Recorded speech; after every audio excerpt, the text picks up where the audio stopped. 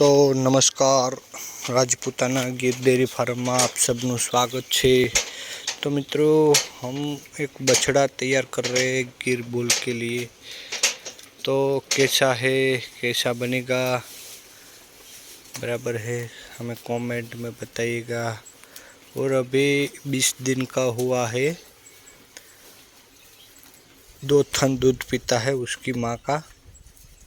तो ज़रूर हमें कमेंट में बताइए और हमारे चैनल को सब्सक्राइबर कीजिए ताकि ऐसे ही वीडियो लेके आए तो आप सबके साथ शेयर कर पाए मित्रों। और आगे भी वीडियो देते रहेंगे हमारी बछड़ियों का, हमारी गाय का, हमारी राजपूताना गीर डेयरी फार्म में तमारू स्वागत है।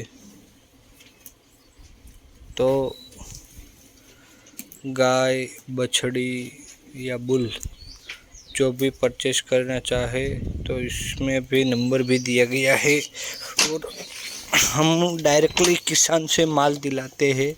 कोई भी बंदे को या दूध डेयरी फार्म वाले को डेयरी शुरू करनी हो या नया डेयरी शुरू कर रहा है तो हम डायरेक्टली किसान से माल दिलाते हैं और एक से एक बढ़िया माल डायरेक्टली किसान के खिले से दिलाते हैं। तो ज़रूर हमारे चैनल को सब्सक्राइबर करें और साथ साथ बेल आइकन भी दबाइए ताकि ऐसे ही वीडियो लेके आए तो आप सबके साथ शेयर कर पाए।